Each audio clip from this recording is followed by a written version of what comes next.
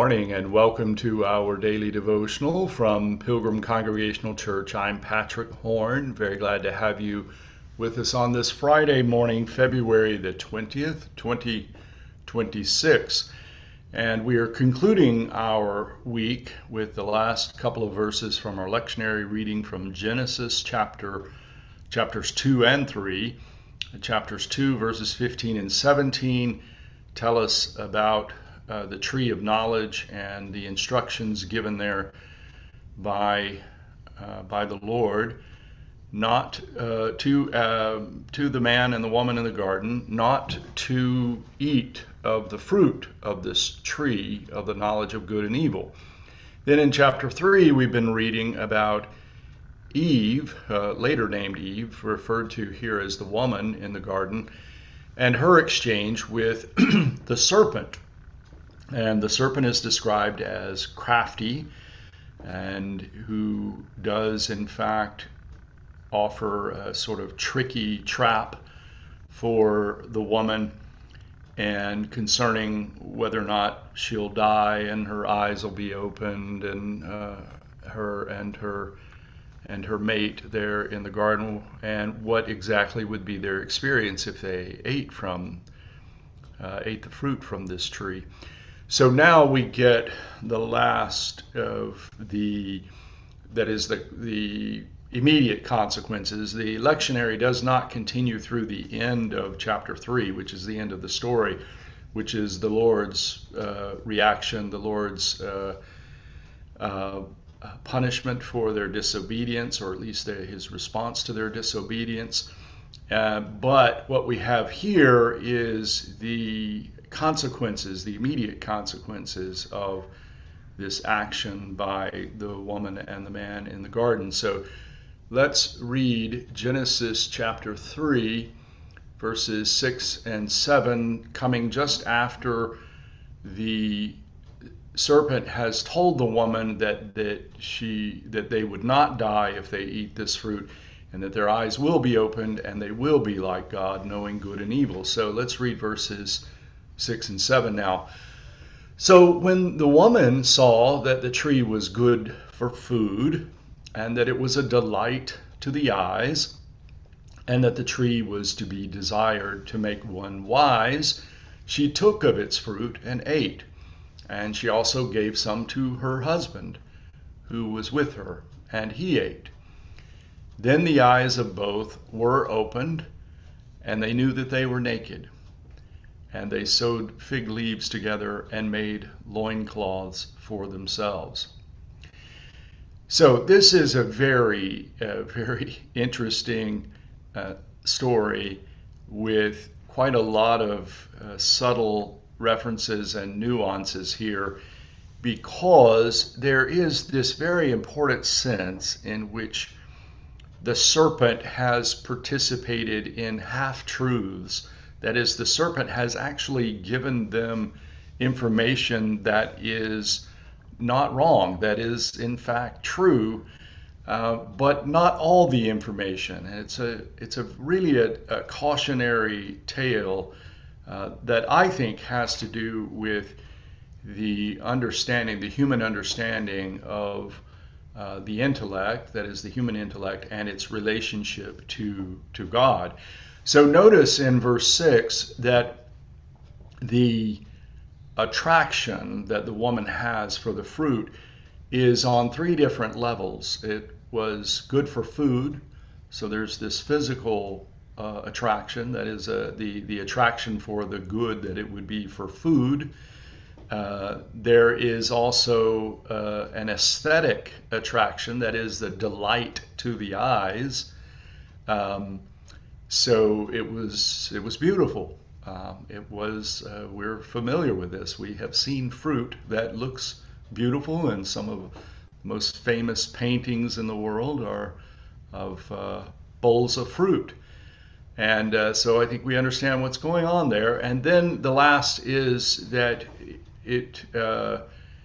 the fruit was desired to make one wise, that is the intellect. So you have the attraction of the physical food You have the attraction of the beauty of the fruit, and you have this consequence which will come, which is wisdom for the intellect. Then in verse 7 it says, then the eyes of both were opened. So that part of what the serpent said is true. Their eyes were opened.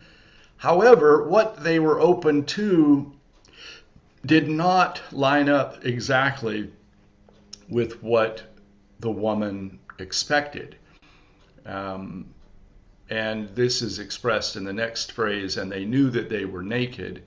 And remember that this word naked in the Hebrew sounds very much like the word crafty that is used in verse 1 to describe the serpent. And so there is this very poetic and literary sense in which the man and the woman have fallen to the craftiness, that is, and they're aware that they were naked. So their knowledge of good and evil is certainly not complete in the sense that they were made exactly like God, but they have, it's almost like, as I've been saying all along, it's almost like this development of a child and how the child becomes aware of certain concepts related to the difference between good and bad. And it's very similar to that, I think, and becoming aware in that sense, which does, I think, is a spiritual quality, which is what makes us made in the image of God. So there is a spiritual quality to this that has to do with our relationships with one another and with the world. But it's clearly not on the same level as God. So, the serpent has used this relationship that we have to the world, a spiritual relationship, and our intellect to tempt the woman to think that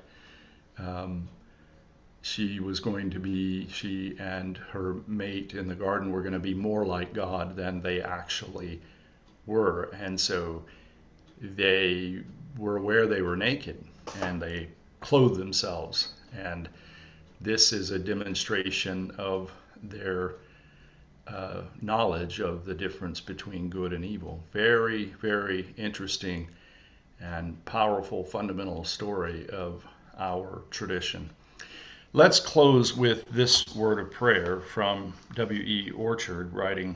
This is published in the early 1900s and very beautiful prayer. O God, the source of our being, the goal of our desire, and the guide of these our pilgrim days, we have turned aside from the ceaseless fret of life that we may think of all it means for us. We should stay for a moment the noisy shuttle of time, that we may watch the pattern it is weaving.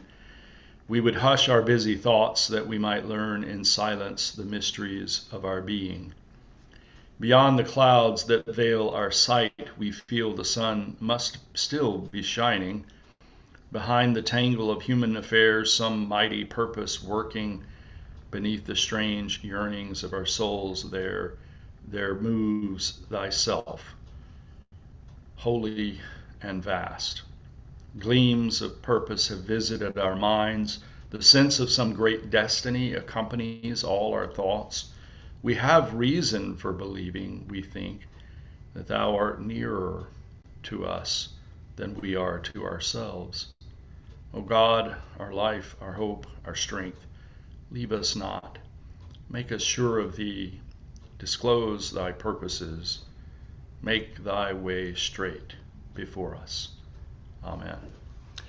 Thank you for joining me this morning from Pilgrim Congregational Church. I'm Patrick Horn, and I hope that you have a very good day. Goodbye.